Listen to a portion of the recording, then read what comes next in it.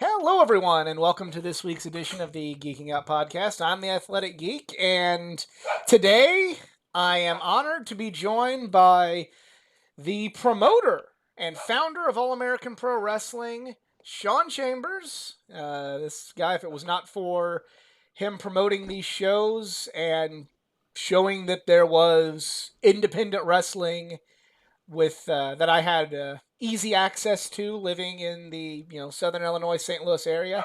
If it wasn't for that, I wouldn't have become the more well versed wrestling fan that I am.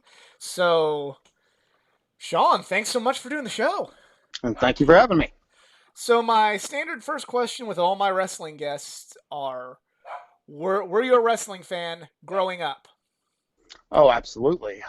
Used to watch Wrestling at the Chase on KPLR every weekend when I was a kid, and then I would go to the back when they had ICW, ran by the Paphos. They would come to all the schools and places in Southern Illinois. I would go to those shows. And Right. then as I got older, I started watching more WWF and NWA, WCW. So, who were some of your favorite wrestlers that you grew up watching in the aforementioned promotions?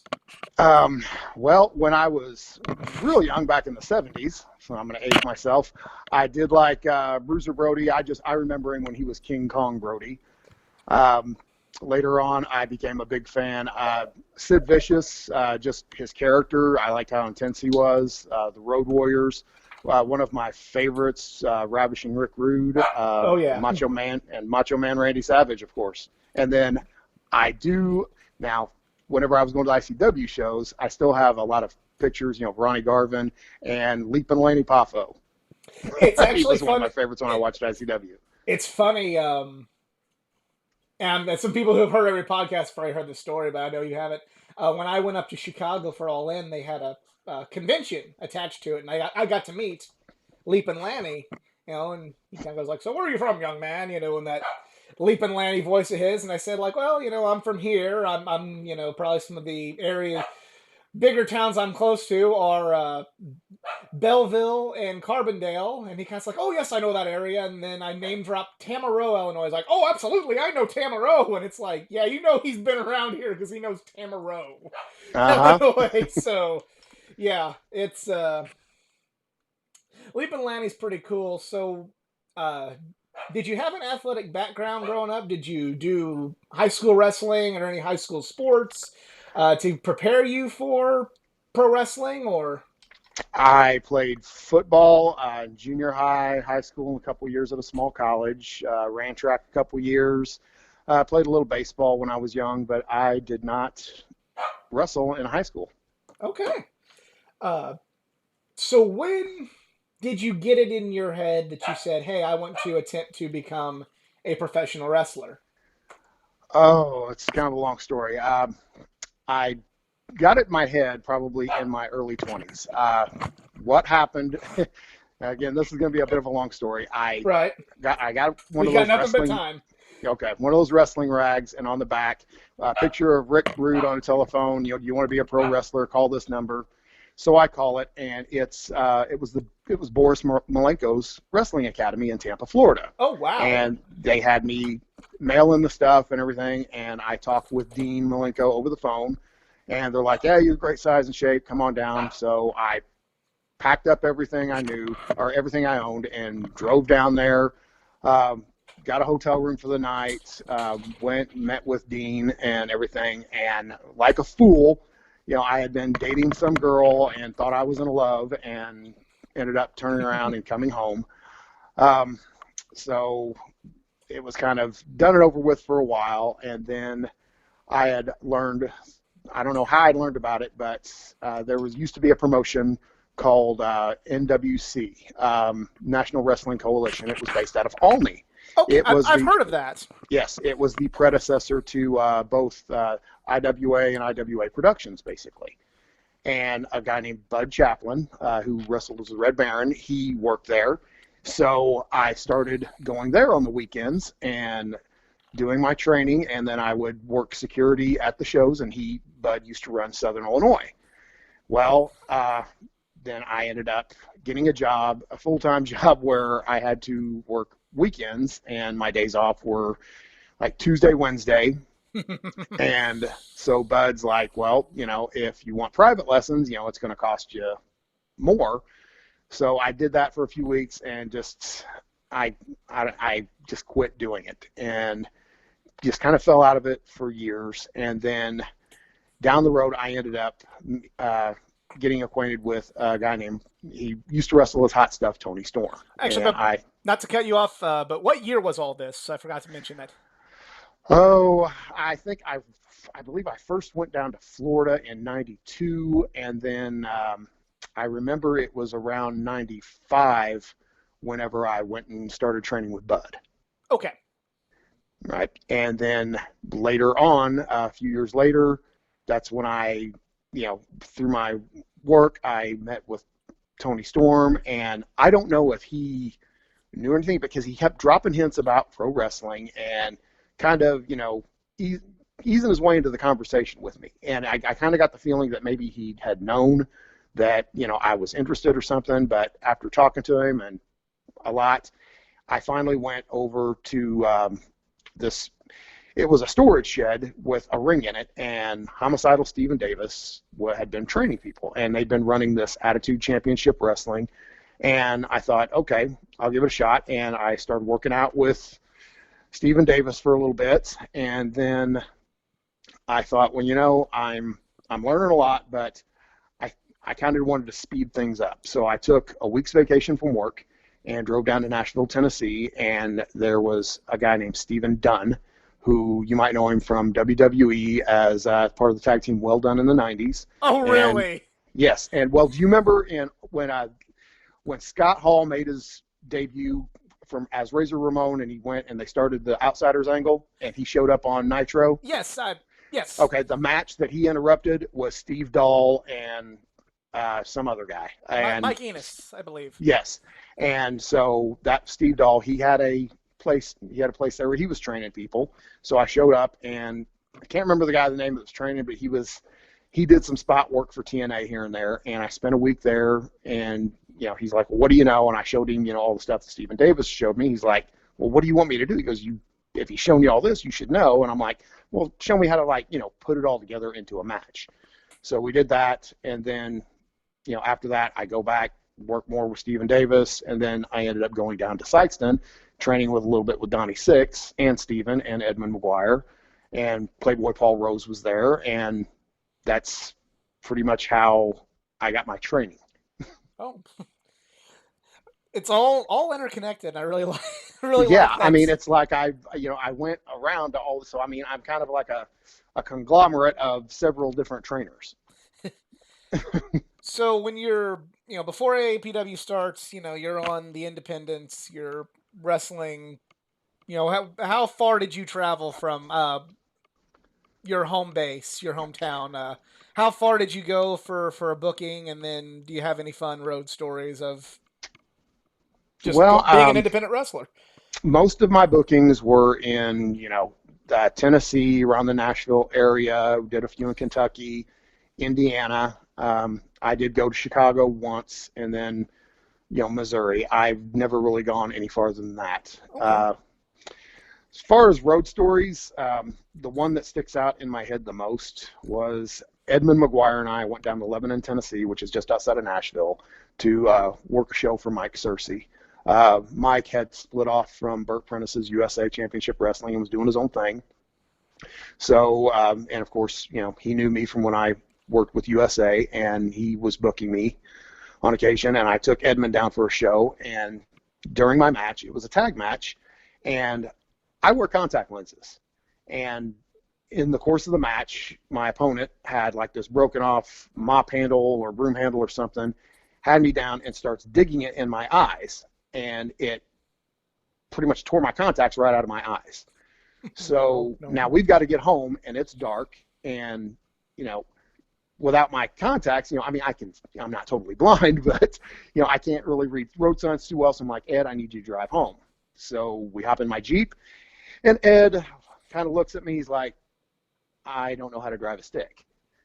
So I'm like, well, okay, once we get on the highway, it'll be good. But the bad part about it is, before you get to the interstate, you've got to go through Nashville, Tennessee on a Saturday night with a guy that does not know how to drive a stick shift. So it was a really bumpy and scary ride, with Ed popping the clutch and just, speeding up, slowing down, and, dying and having to restart it. And it was, I mean, it's not really funny, but it was just kind of like, It's oh, funny good now. Lord.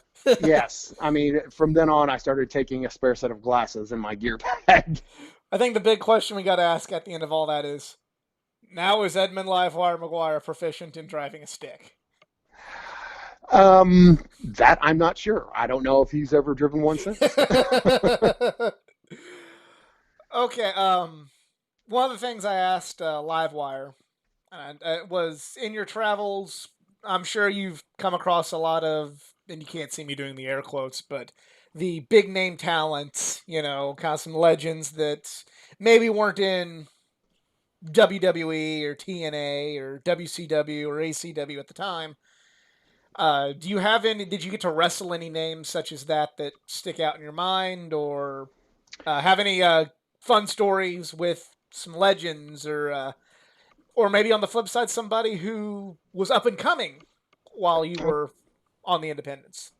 Well, there's been a few.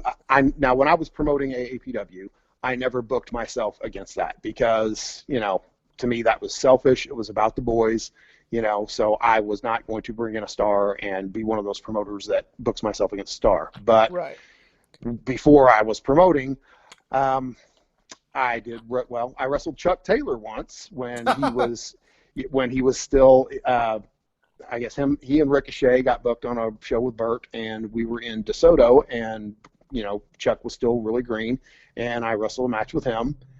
As a gift to me, Burt Prentice had me wrestle Ricky Morton down in Illinois. Oh wow. And yeah, that was good. Good 15, 20 minutes in the ring with Ricky Morton. And of course, I marked out and got a Polaroid with him after. And then I did a battle royal down in Lebanon with Chase Stevens and Tracy Smothers. Got to mention Ricky Morton. This is a bit of a tangent, but that's what we're about here. Have you seen like him and Robert are still going and still going at a pretty decent level these days? I did not know that. The last I saw them was when they inducted them into the Hall of Fame a few years ago at WWE. I did not know that they were still working. Yeah, they're still Ricky Morton was doing Canadian Destroyers WrestleMania weekend and busted one out on an AEW pay per view in November. Well, Ricky these guys will Morton. go. Yeah, a lot of these guys will go. I mean, until they're well into their 60s and beyond. And that's, I believe, yeah, they both also with the rebooted NWA won the NWA tag belts and actually had a somewhat of a run with them, and they weren't the Ricky Morton and Robert Gibson of the of 1985, but they definitely weren't like what you think of when you think of the older tag team in their 60s still wrestling. They could still go, and Ricky Morton can still get everybody excited for that hot tag. Well, as long as he still put butts in the seats, I mean, he's going to have a job. Oh yeah. So you mentioned AAPW. Might as well just go right into it now. When did you start AAPW? But I guess even before that, what made you want to start your own wrestling promotion? So, a guy I worked with had a little girl that was on a camping trip with her mom and brother, and the tent caught on fire, and she suffered severe burns. She was 2 years old, Oh and wow. my other coworkers, they were coming up with all these different fundraisers to help them with the medical bills, and they asked me. I said, "Hey, could you get a wrestling fundraiser together, for this little girl?" So at the time, we had been, USA Championship Wrestling would blow into Southern Illinois, and then they would, run for a while, and then they would leave. And so this was one of those times where they weren't there, and several of us, we wanted a home promotion where we didn't have to travel so much. So Donnie Davis had Absolute Pro Wrestling, and he was running shows mostly down in Cairo. And, they weren't they weren't packed houses, but I'll tell you, those were some of the most fun shows I ever had. I mean, those kids down there absolutely loved us. So I talked to Donnie about it, and Donnie, for some reason, Donnie's like, why don't you just run this show under your own, promotion type, And I figured it was going to be, and originally it was just going to be a one-off. So I thought, well, okay, see, I used to work for USA. I've been working for Absolute Pro, and I just kind of, mulled around. I thought, well, AAPW, All American Pro Wrestling, guy I worked with, you know, came up with the logo. I had that trademarked, and it was just going to be, one show. But it turned out, we drew, which in Southern Illinois, 405 people at a indie show is Right. pretty good. I mean, you're doing good if you can get 100 people every time. So we did that, and me and the guys were just kind of like, well, let's maybe keep this going. So I, booked another and another, and it just took off from there. So you started AAPW. What was you mentioned the origins of it. What was your, I guess, the mission statement of AAPW for some of the people that didn't get the honor of being able to go to the shows? Okay, AAPW was supposed to be more old school throwback wrestling because at the time, and you and I actually talked about this whenever you and Right. your friends would come to the shows.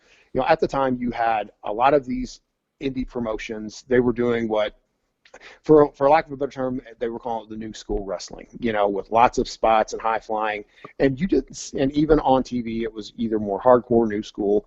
So we wanted to give people one an alternative to what old school wrestling was like back in the 70s and 80s, and we also wanted it to be family oriented. This was, in a way, I wanted it to be an introduction to wrestling for the young fans, where families could bring their kids or their grandkids and know that they're going to see a show where it's not going to be real vulgar or too ultra violent, and they could just have good family fun, but at the same time, you know cater to the older adults that remember back when ICW and some of these promotions would come into the area. Right. So a lot of, and we had conversations, at the time, and you probably picked, if you listened to the Live Wire McGuire podcast at the time, I've listened to all your podcasts. all right, well, thank you. Yep, all three: Live Wire, Huntsberger, and Playboy. Well, if you like comic books, I have some other good ones in there too. But and I mentioned in the Live Wire podcast, at the time, I was a new school, and I still am. I'm kind of I kind of like a little bit of everything. Wrestling's like music to me. I like a little bit of everything. Mm-hmm. But at that time, I was so enamored with these independent, what at the time was these independent guys, which were guys like Brian Danielson, Daniel Bryan, Tyler Black, Seth Rollins, uh, all these different names that I'm kind of like, why don't he bring them in, And I'm asking you just as a complete mark, hey, well, why don't you bring this guy in? This guy's great. He's in Ring of Honor right now. Me not having the knowledge of, that costs a lot of money, because he does have worldwide DVD distribution. He asks for this, and people in this area.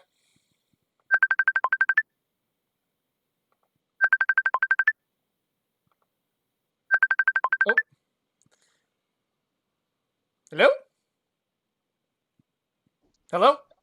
We got disconnected. We got disconnected, and that's this is live to tape, so that's gonna be on there.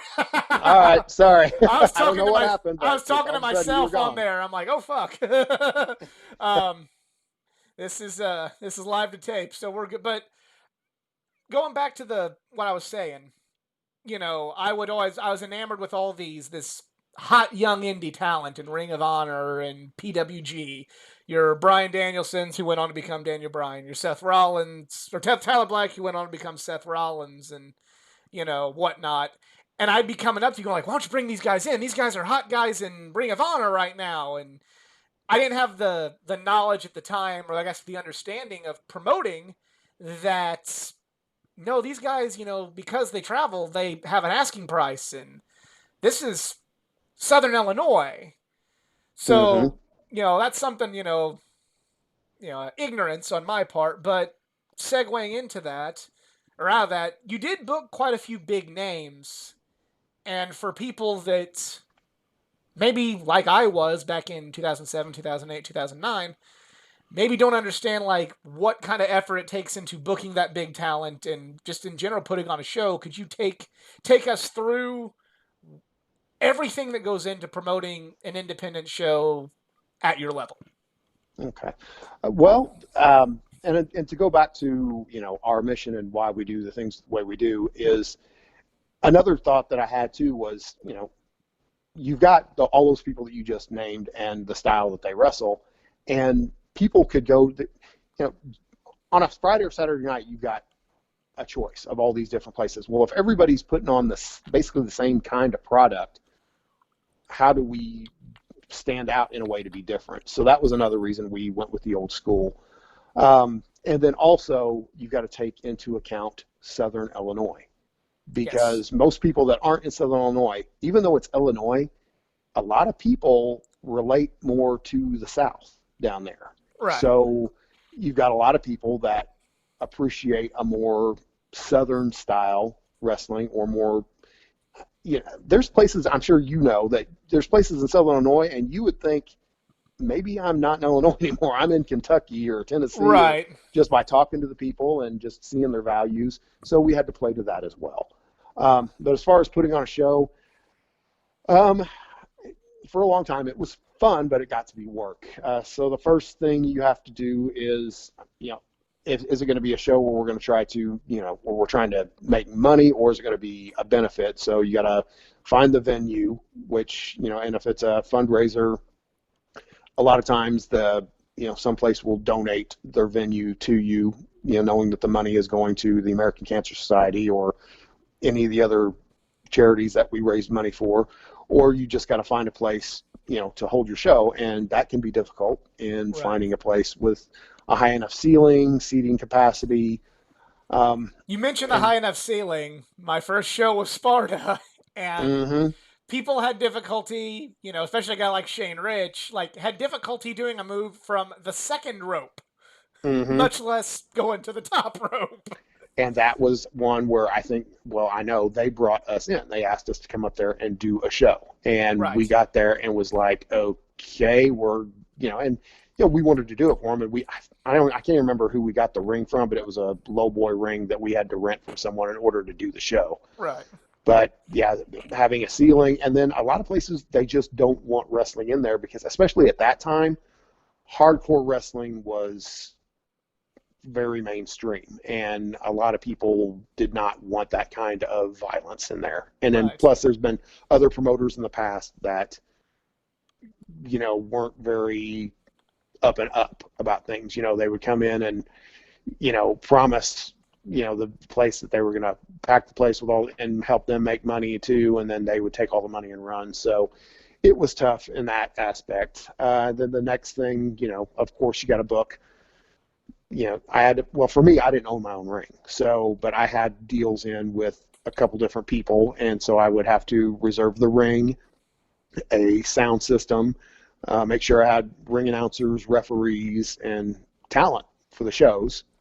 Uh, then, of course, you got to make out the card, and then get advertising, which, depending on, the size of the show, some shows it was just we'd put posters out. For bigger events, we would go out to different businesses and get sponsors and radio and TV ads.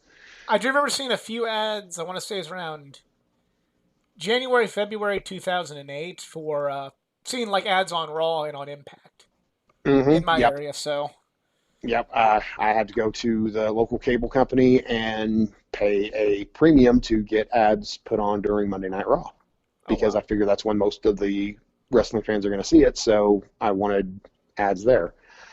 And then, of course, the night of the show, well, then I would have to make sure and stock up on items to sell for concessions. And then I also have to get people that was willing to, help work the door, help work concessions. And, a lot of times people will volunteer, but, this is their time. And sometimes people, I got to the point where I had to, start, setting, making sure they got paid too, because, they helped out a lot. The Right. people that did concessions and worked the door, or helped me work the door sometimes when I was working it. Um, so there's a lot that goes into it. It got to be a lot of work for a while. It was fun, but after a while, it got to be nerve wracking because I was a lot of these shows that weren't fundraisers and we didn't have sponsors. I'm taking my mortgage payment, utility payments for the month, and I'm sitting there thinking, okay, I need at least 100 people to buy tickets to this show for me to at least make my money back. Because again, whenever I booked a show, talent got paid you Right. know. So it wasn't, well, I think I had one show where, and I think it was in Royalton, and we drew like 30 people, and I I was was at that sweating show. it. And I was sweating it. And several of the guys, you know, on the show, and even the guy I rented the ring from, they were like, this one's on us, we understand. And I was, so grateful. But, that was their way of saying thank you because so many other times, I'd lose a little money here and there because I want to make sure everybody at least got, something.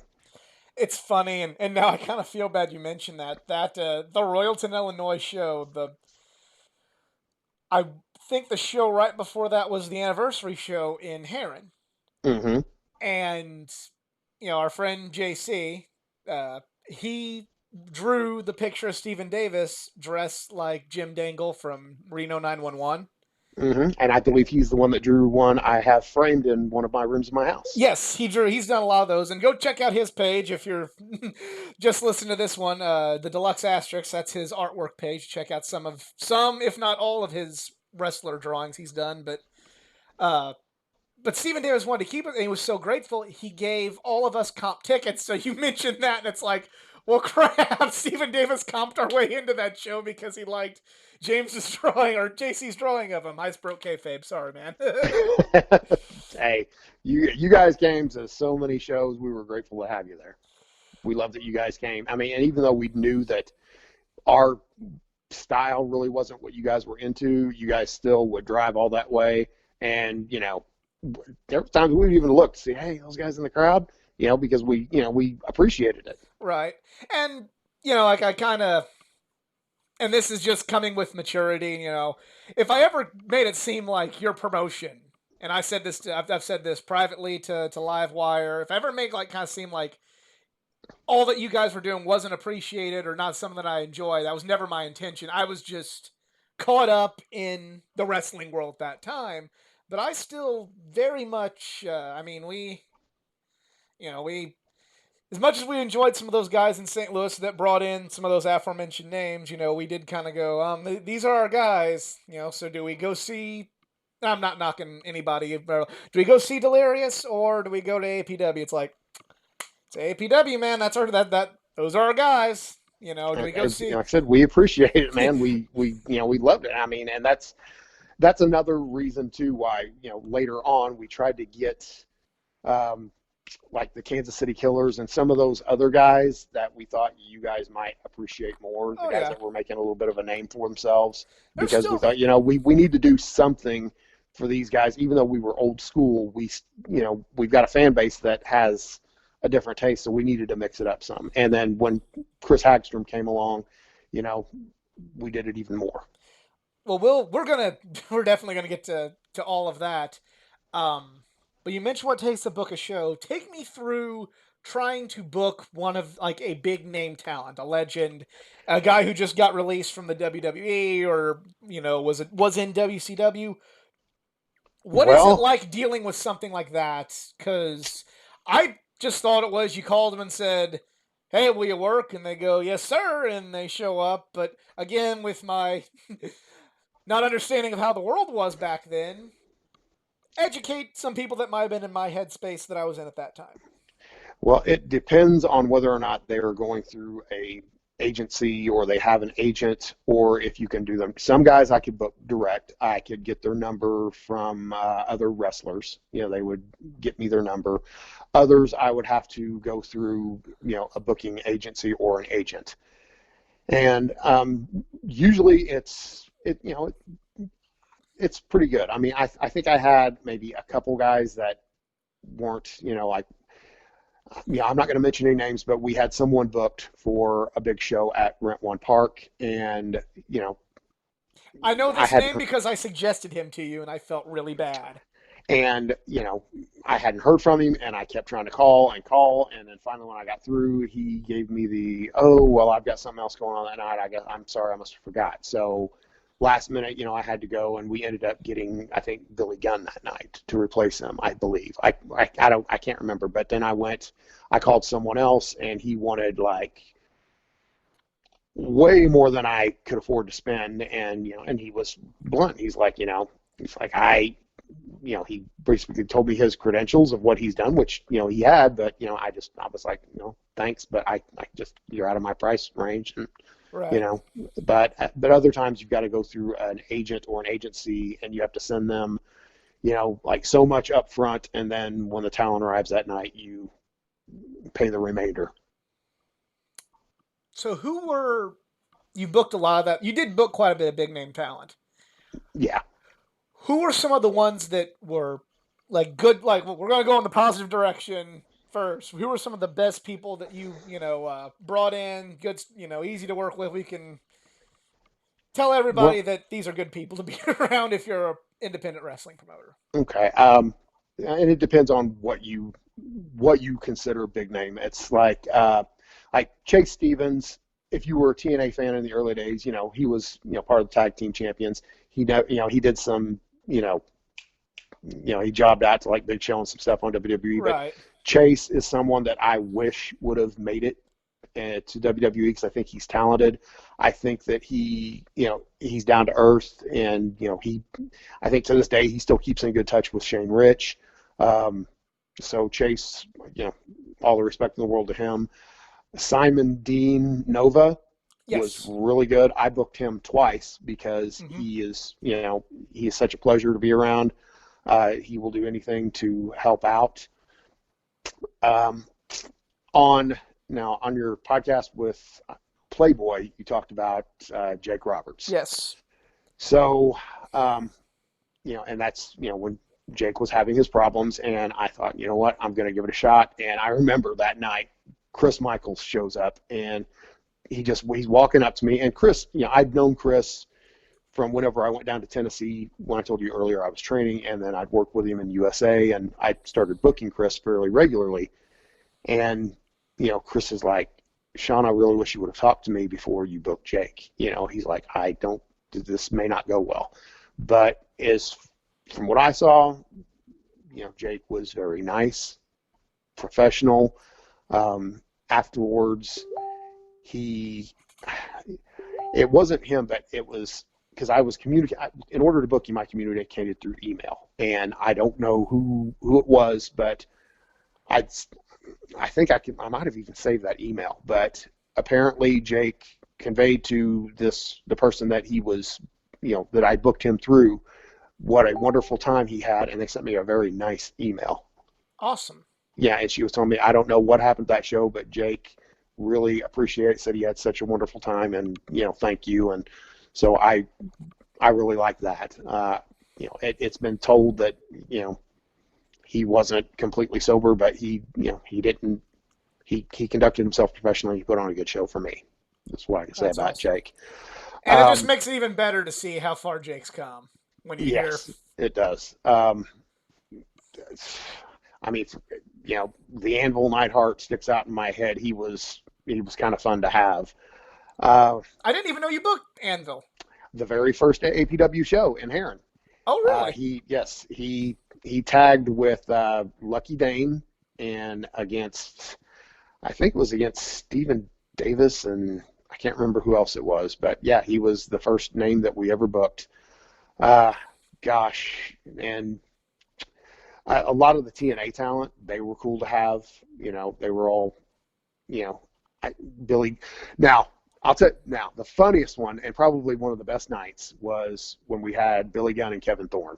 And Right. we had them at Rent One, and afterwards they hung out with all of us, and we stuck around and watched the ball game. And they sat up in the stands with us, and they were just heckling the players, and then Billy and Kevin would start heckling each other. It was just funny. So that was a good time.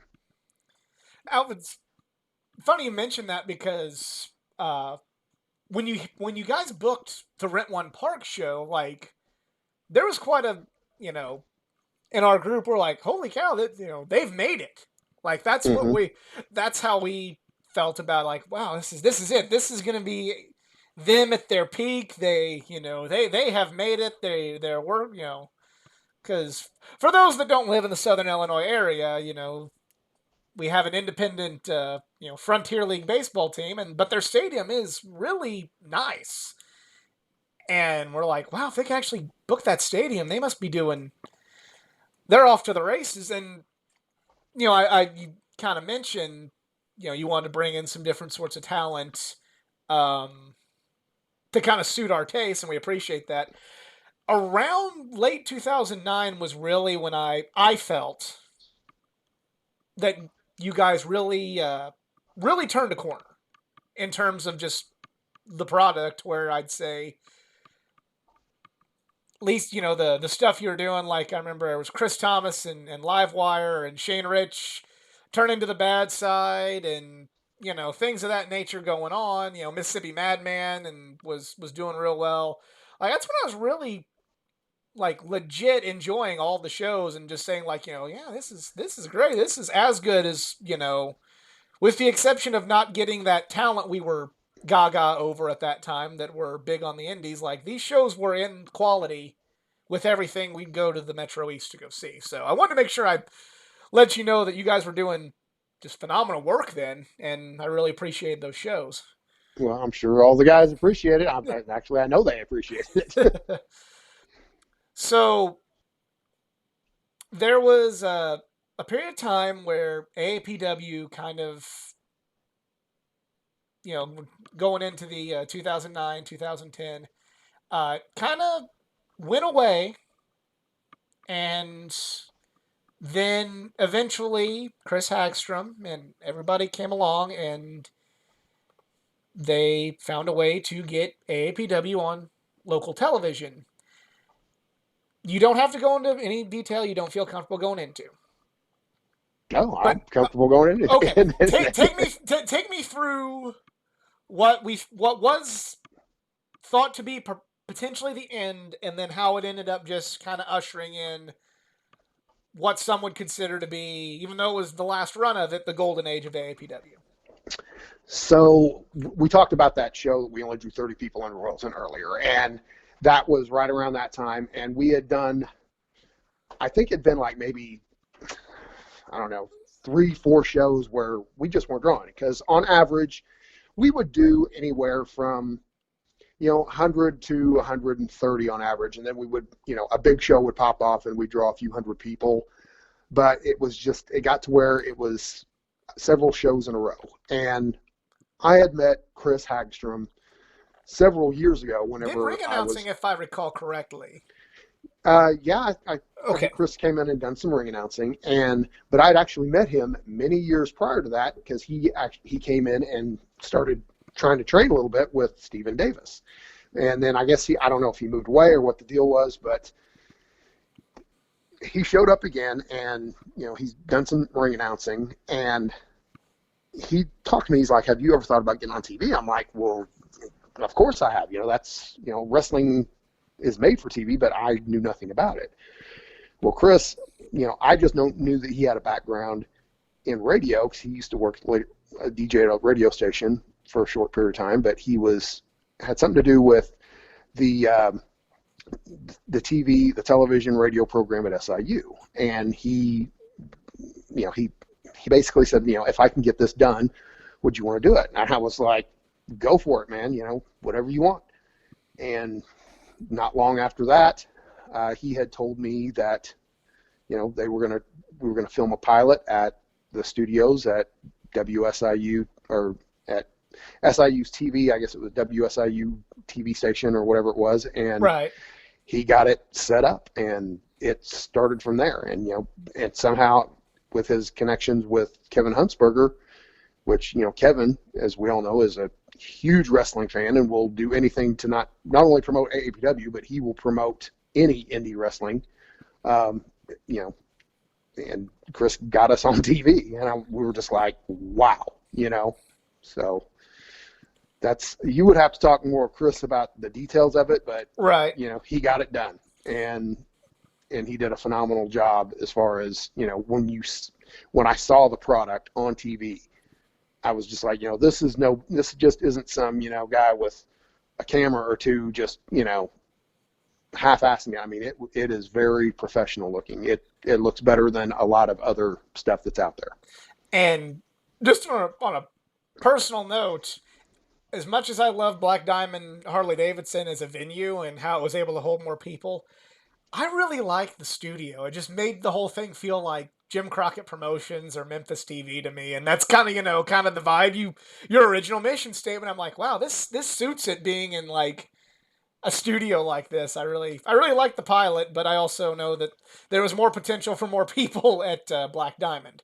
Mm-hmm. Yep. And we Which, had to, and you got to get more people in there so you can make the money. oh, I guess that's my segue is, were you part of the deal that brought AAPW and made its home in Marion at Black Diamond Harley Davidson? That, well, that was mostly Chris. I knew some people from Black Diamond because they had sponsored some of our events. I actually know one of the owners and one of their head marketing guys, but turns out Chris knows them too, and Chris is more responsible for that. Okay.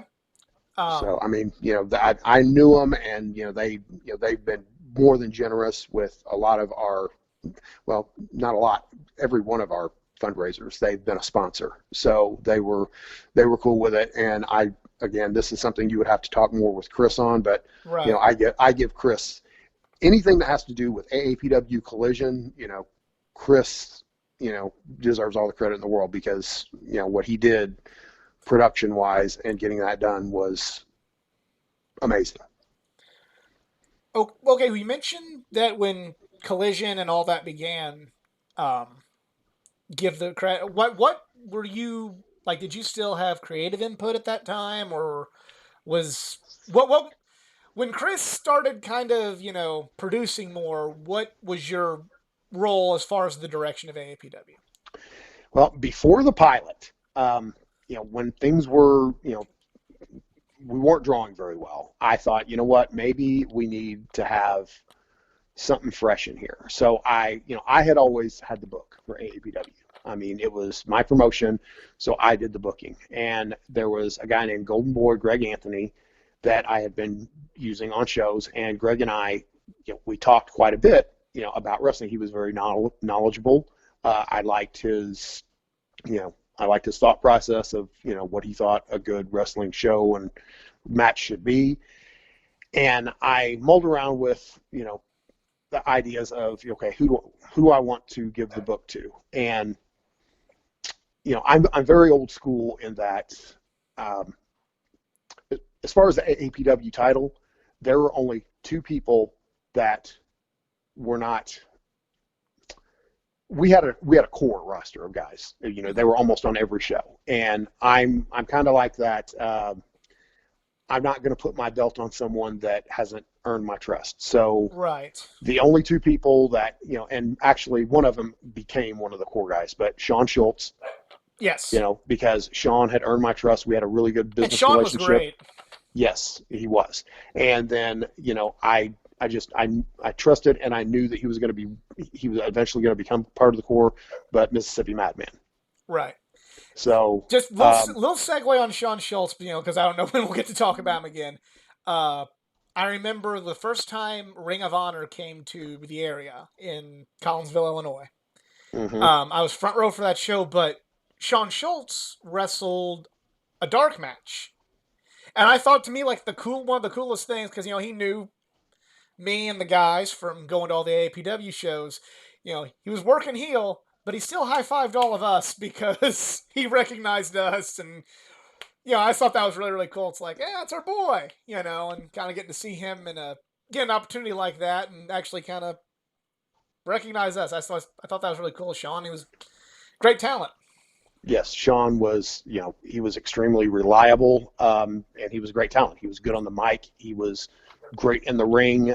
He would be, he's good to put somebody that's, green in there with because he's good. He's someone good that guys could learn from. I loved having Sean on there, but the only reason I didn't have him more often, uh, same reason with Chris Michaels, is because they had a lot of bookings, and they're from the Tennessee area, and they just I couldn't always get them. But back to the book with Right. Greg Anthony, I figured, you know what, I'm going to do it just for a while, and I called Greg and I was like, look, how would you like the book? And he's like, yeah, I'd love to. And I explained to him, it wasn't going to be a permanent thing, and I don't know, Greg may have thought differently, but I'd only planned on just to do it temporary because I wanted someone who wasn't going to be swayed. I wanted someone from the outside that wasn't going to be swayed by locker room politics. Right. You know what I mean? So I told Greg, we need to jumpstart this. I'm going to go ahead and give you the book. So that's how Greg ended up with the book. And then he actually booked. So he had the book before Chris even had the pilot episode. Okay. So he was, throughout the first part of the television era, to main event, Greg Anthony was the booker at that time. Right. So that which segues us into the next portion of this. So AAPW main event comes around. I've said this on the previous wrestler podcasts. I've been to a WrestleMania. I've been to All In. I've been to an NXT takeover in the Barclays Center. I've been to the Royal Rumble. I've been to Madison Square Garden. And still, I would still rank that show as far as favorite and best shows I've been to. That show is up with the aforementioned shows I have And attended. I've heard that. That is one. Thank you. That is one heck of a compliment. And on behalf of everybody that was a part of that, thank you. That was, Thank you guys. from production, from everyone, every single person that was involved with that. I have a copy of the DVD, and sometimes I still can't believe. I'm like, wow, that was one hell of a show. What was it like for you, as this is your baby, hmm and you've gone through the Royalton, Illinois, where it didn't you drew 30 people. No disrespect, because it was a good home for you guys, but the New Beginnings Assembly with the nasty smells of stale popcorn and uncleaned urine in the bathrooms, and the no showers for the talent, and just hoping and praying and crossing your fingers that you made enough money to get you through. What was it like for you to see this warehouse full of people, and not only that, people that have traveled from great distances, from Chicago, from Indiana, from you know some of these states, because they heard about some of the talent that you guys had booked. What was it like for you as the owner to experience that? Well, it was great pride and satisfaction, but I can't really take much credit for it because well before that, not long, it was a few shows, and we'd done a few pilot episodes, and at the time I had taken a new job and I'd moved up to the St. Louis area, and I just got to think, I was like, you know what, and Chris and I talked, and I was like, would you like to do more of the promoting? Because it got to the point to where me being able to do everything that I had been doing, it logistically, I just didn't feel like I could give my all to it. Plus, I thought, maybe this is what AAPW needs. I needed to step back and let somebody else book, and maybe, let somebody else, do more of the promoting of it. So Chris started doing more promoting, and I was just more, it was my promotion, and of course, people, were going to run, some decisions by me, but I gave control over to Chris. So, I was happy. I thought, okay, what I did was the right decision. And, because obviously and, how main event came about and, the result of it, I thought we just might be onto something here. Right. So you mentioned all that. Do you what did you think of the card itself of main event? Because I know, because I did have to laugh that not. I'm not saying this to be rude in any way, but it's like. So you finally bring in these guys that I've been saying, hey, why don't you try these guys and you have a house like this? But that was just me being young and dumb. What'd you think of the action, and what'd you think of some of these guys and some of these new names and the Kevin Huntsberger's match and the main event with Livewire? What was your overall opinion of the show itself? Overall, I mean, I thought it would, I loved it, but okay, I say this all the time. Kevin Huntsberger is money. A lot of those people there Oh yeah. came to see, and not just Huntsberger, but the buildup. Did you get to see the vignettes that Chris put together? Oh yeah, they're great. Yes, they were. I mean, I almost enjoyed that more than anything else. I was like, wow, Chris. I mean, because they drew you in, and Yes. and I think that a lot of the people that came there came to see a local celebrity get in the ring for the first time, and I thought that was great. I had never heard of. I mean, I'd heard of El Generico. I've heard the name, but I never really seen him, and I wasn't familiar with Pac / Neville. Colt Cabana, of course, I had heard of him before, He was and the then Matt one. Cross, I'd never heard of either. So, Well, it's funny. Colt Cabana was the one where I'm like, okay, all these other names, those are probably too big of long shots. But I'm like, Colt Cabana lives in Chicago and he would work here. He was the one I'm like, please bring in Colt Cabana. Please bring mhm. in Colt Cabana. No, you serious? This guy will actually work for this crowd. He's great. um, but I was pleased. They're leading up to the show. Uh, Now we're going to get into a little bit of the ugly side of Right. things. AAPW was founded as a promotion. It was for the boys. It was for us, for we would have a home promotion. Right. There was a core group of us, and everything I wanted to do for them, to give them a home promotion. And, people were starting to come to me with some gripes and complaints, and I was seeing it myself of how a lot of these spots were going to other people that were being brought in. And I'm all for bringing in talent, but the way I see it is, you don't when you watch, I'm going to use WWE. When you watch Monday Night Raw or SmackDown, yeah, each week or two you may see a new face pop up. But what are you going to do if you turn it on one night and it's just almost an entirely new roster, and then all of your favorite guys are now the jobbers? And I kind of felt, and this is how some of the guys kind of felt. And I could see it and understand it. And I told him, I said, look, Greg is only going to, this is temporary. It's not permanent. It's just, to kind of give it a kickstart. And we were setting up for a show there at Black Diamond, and there were two things that set me off. And one, came up to Greg and I was like, hey, because I saw where Greg was going. In my mind, I could see Greg was going to put the belt on Poker Face. Yes. Um, and I think Poker Face is a really great talent. I'm not saying he's not deserving of it, but as I said earlier, I'm old school. And, unless I trust someone and know someone, that belt is not going on them, Right.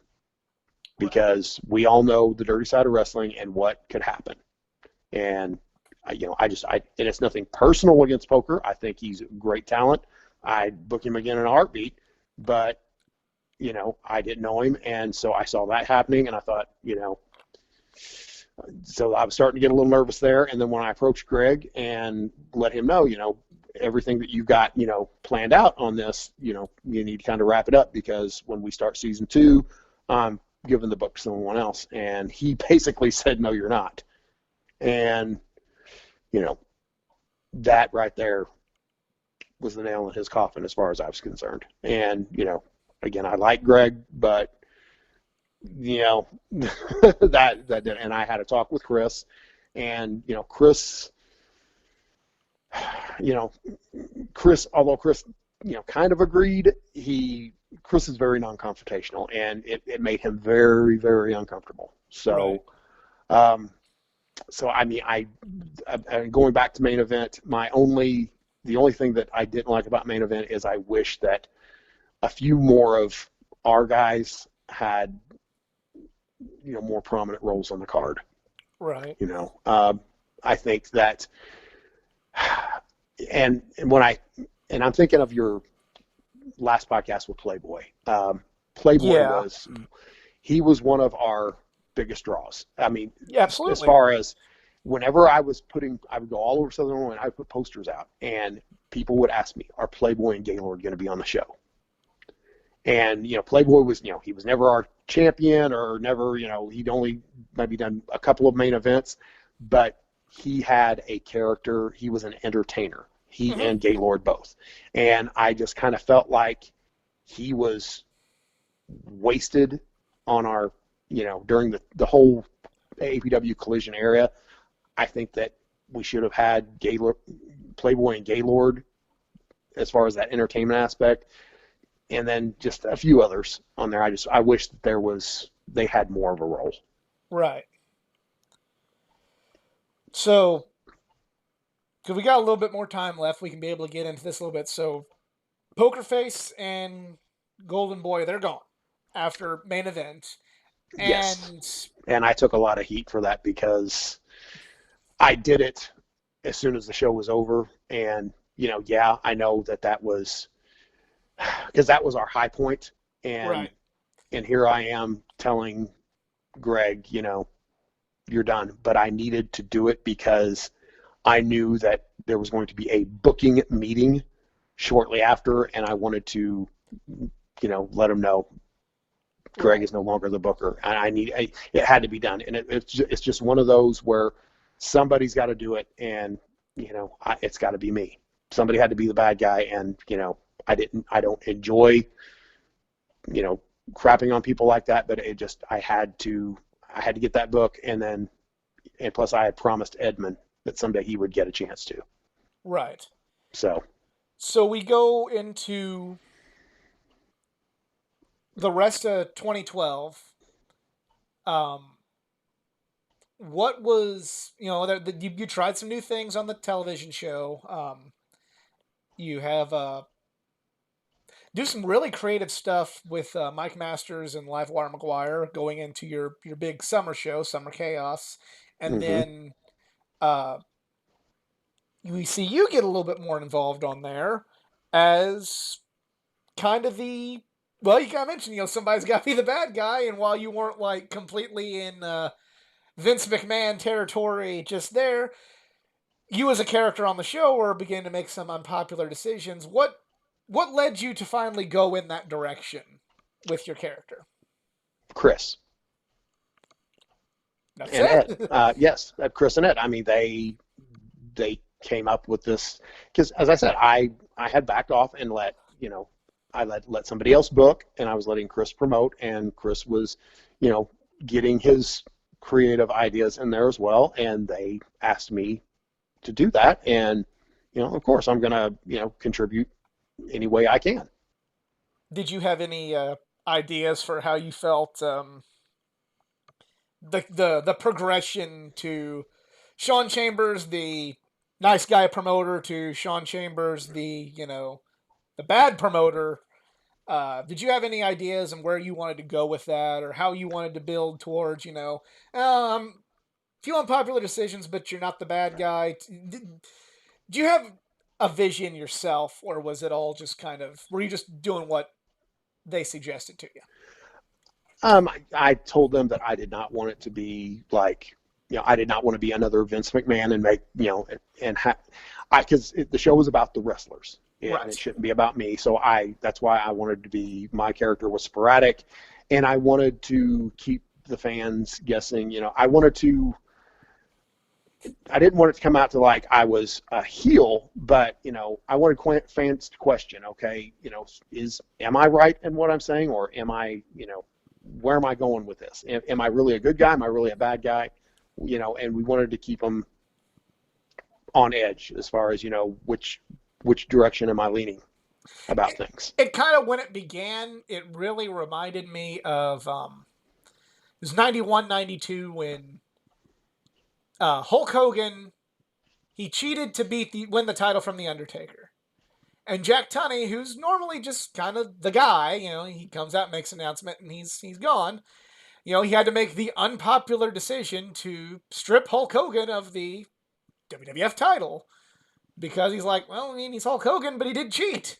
And I kind of got a similar vibe at that time. It's like, well, because I'm gonna let you know it worked because I'm like, well, I mean, he is having a good point, but I don't see Sean just going full Vince with this, so I don't know. So I guess we didn't get to see the end game, but it did work. I, So I, I did not want it to go, like you said, full Vince, and I didn't want it to really revolve around me. I wanted to make sure that everything was kept. I was just,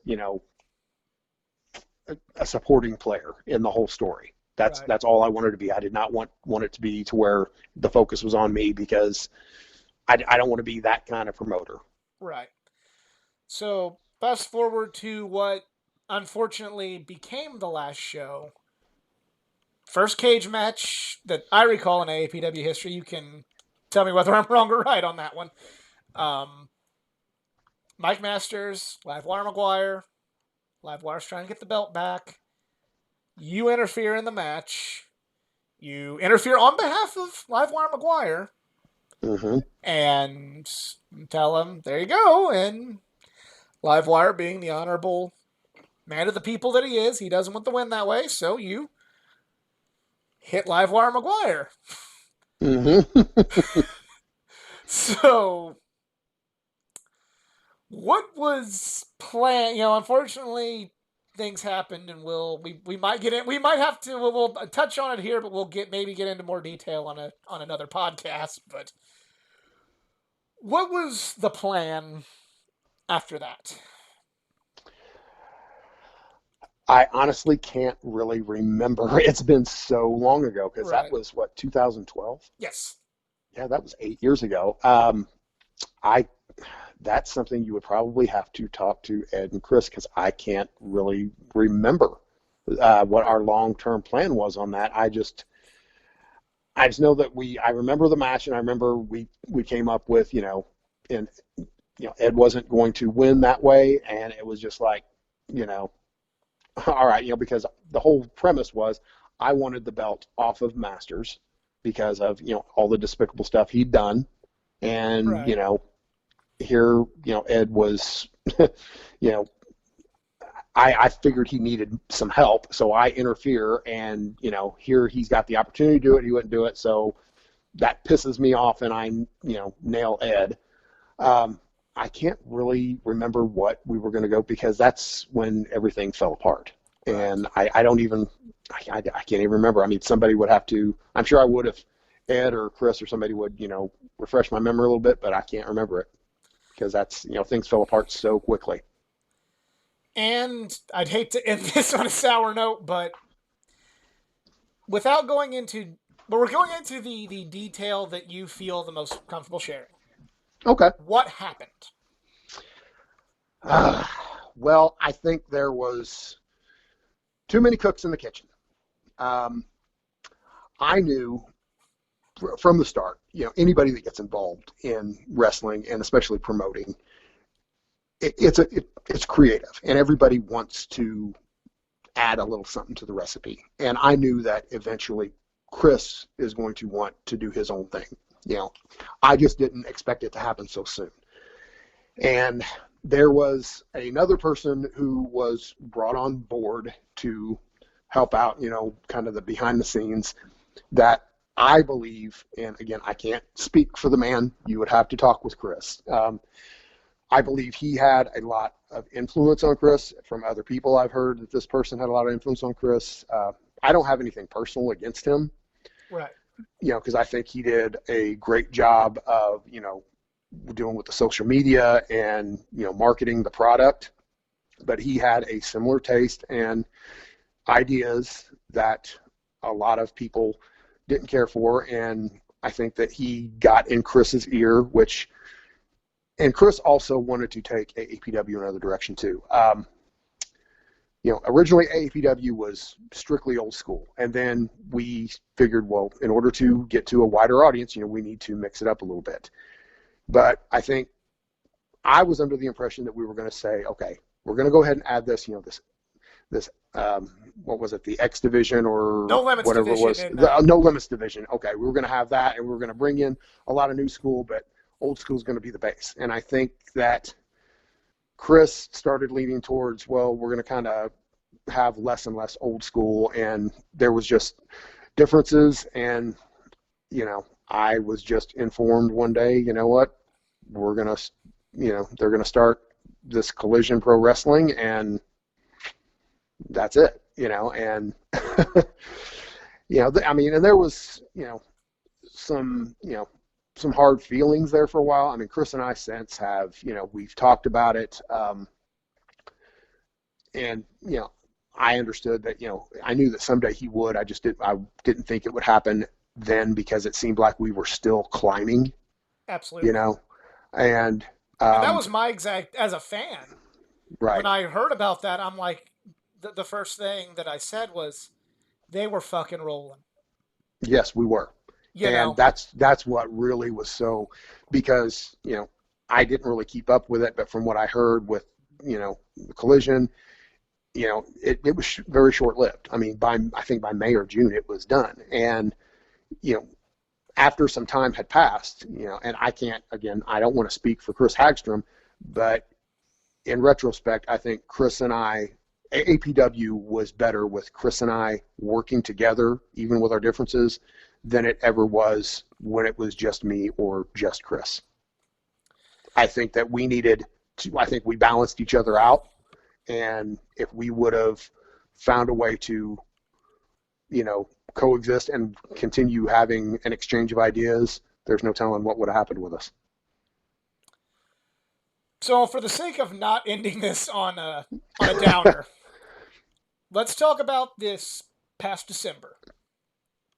Stride Pro Wrestling, which kind of out of the ashes of Collision has kind of become what AAPW was, and kind of a good promotion for at least the Southern Illinois area. Yes, it is. And To help, that's because Heath Hatton learned a lot from everywhere he went, and he has incorporated it. And he actually, Stride on a regular basis draws better than AAPW did on a regular basis. yeah, it's a. I've only been to, well, two, counting the one we're about ready to talk about, Stride shows, but I enjoyed it, and I have a lot of won't divulge too deep into the personal life. A couple close friends are wrestling there and got trained there and are living out their dreams. So I'm proud of those guys. Um, so an APW mainstay, Curly, got Mm-hmm. into some health issues, and while with all respect and love to Curly, he was not my cup of tea in Mm-hmm. in AAPW, but for all intents and purposes, seems like a pretty great guy. Mm-hmm. Ran into some health issues, so Heath Hatton decided to do a benefit for Curly. We are going to have one more AAPW show. And Right. what was it like for you both, getting able to, it left with, as a fan, the way AAPW just kind of left. It just was kind of like, it went away, and I'm like, I didn't, it was rolling, and I was really enjoying it, and I didn't get to say goodbye, and it was kind of these things, and now, like, I finally, for me as a fan, it brought the closure that I needed. Mm-hmm. Exactly. How And do you this is feel? something, well, it's something that we had talked about. I had talked about with Chris, Ed, Shane Rich, Heath Hatton over the years. This conversation has come up, about, we should try one more AAPW show, but we never got around to doing it. And Heath contacted me and he's like, look, he told me about Curly and the limited benefit. And he's like, and and Heath has been a part of that conversation in the past, and Heath took it upon himself to say, look, how about we use this show as that AAPW event that we've always talked about. And I was like, yeah, let's do it. Let's go for it. Was this all Heath Hatton, or did you have a say so in any of the anything going into this? It was all Heath Hatton because it was a Stride show, and Right. but it was a tribute to AAPW. And here's something about Stride and Heath Hatton. And I was told once do you remember Atomic Dog, Ollie Stevens, Steve Sharp? He wrestled for us Yes, I briefly. do. After our Chester show, he told me, Sean, you're one of the nicest wrestlers I've ever worked for, or nicest promoters I've ever worked for, and that's going to be your downfall. And Heath Hatton, he runs it. And even Axis told him, when Heath makes a decision, that's a decision, there's no politicking or anything. So, yeah, this was all he would tell me what he was going to do, and just, hey, do you think we can get this person, that person? But it was his show, and he was going to run it. But he was going to stay true to AAPW because he was part of AAPW, and Right.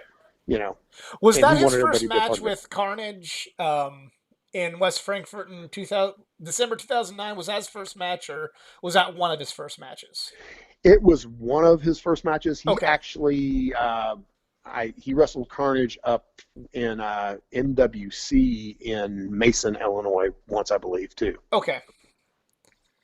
So, what what was it like for you getting to kind of getting to finally have a nice ending instead of just an abrupt one for It AAPW?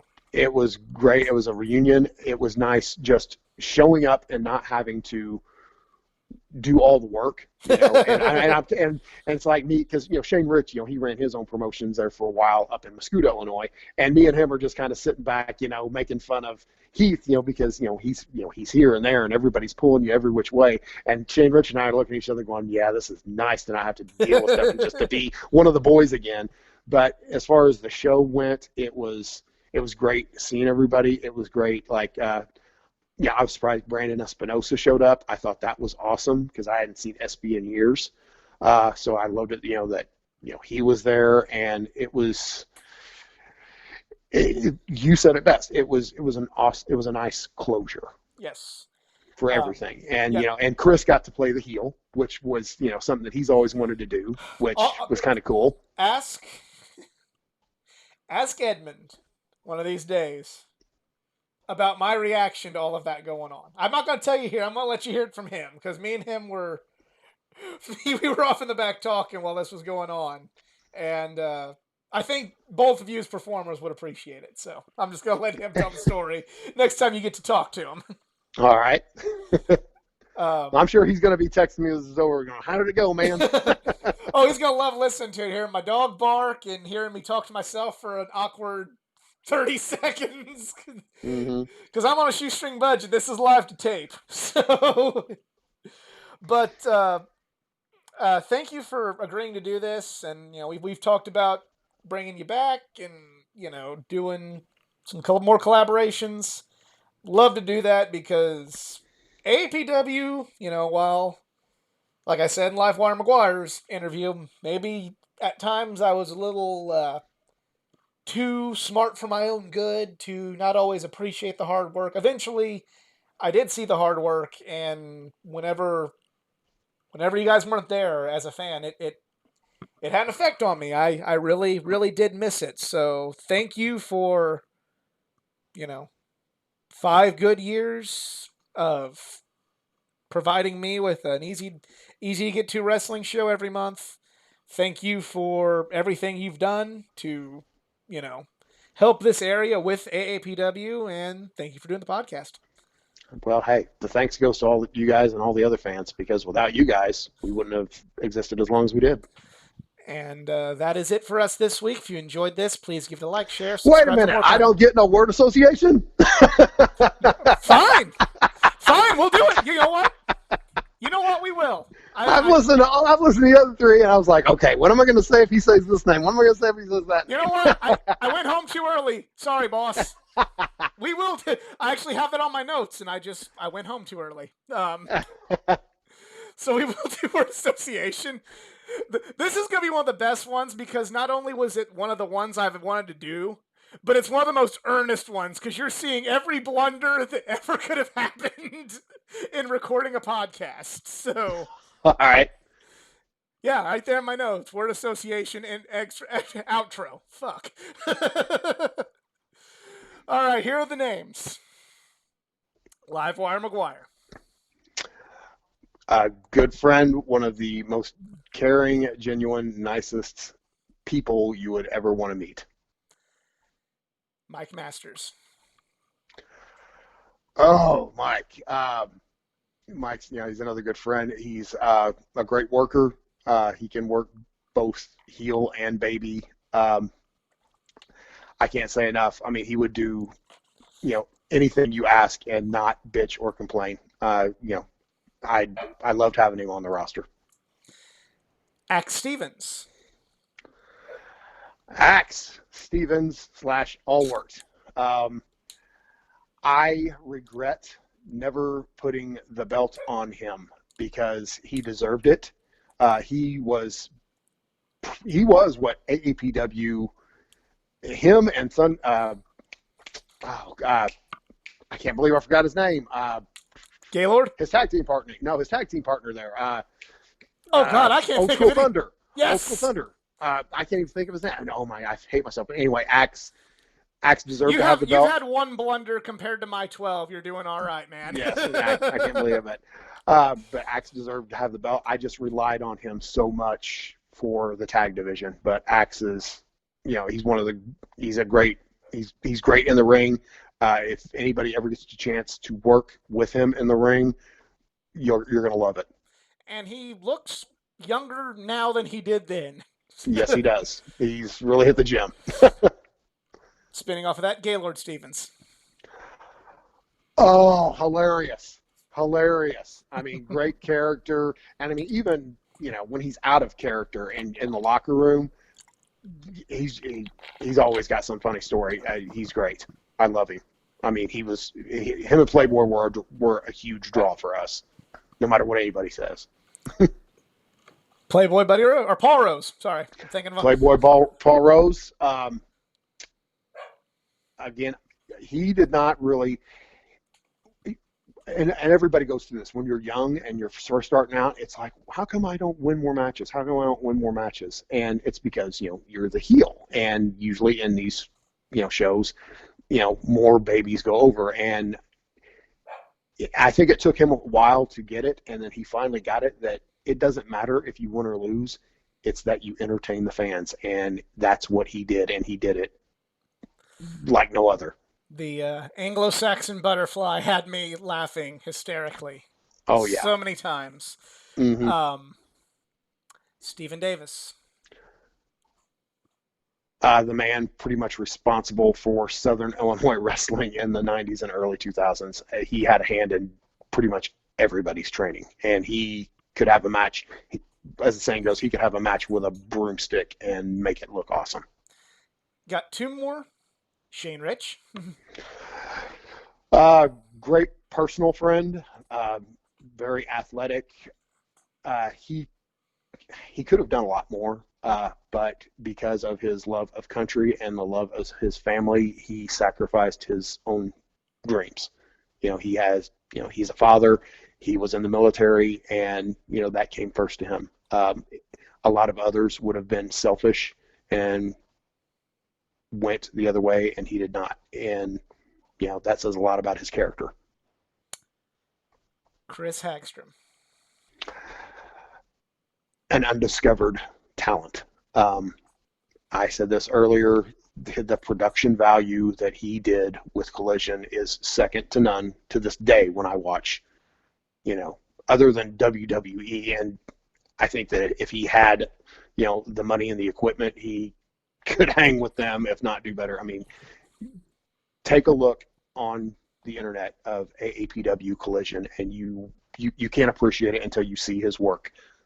He should be working, in movies or television somewhere, doing something. I mean, I'm sure he loves what he does now. I mean, he's got a great gig, but he is very talented. And now we can go home. All right. If you enjoyed this video, please give it a like, share, subscribe for more content, not just from the world of pro wrestling, but from the world of comics, gaming, and all things geek culture. Follow me on my Facebook pages and various social medias. Facebook.com/AthleticGeekA9, Twitter at Athletic_GeekA9, and Instagram at AthleticGeekA9. Once again, Sean, whew, I love this one. It's probably one of the most rewarding things I've done since I decided to enter the doing the YouTube hobby just to get my mind off of daily life, and this was awesome.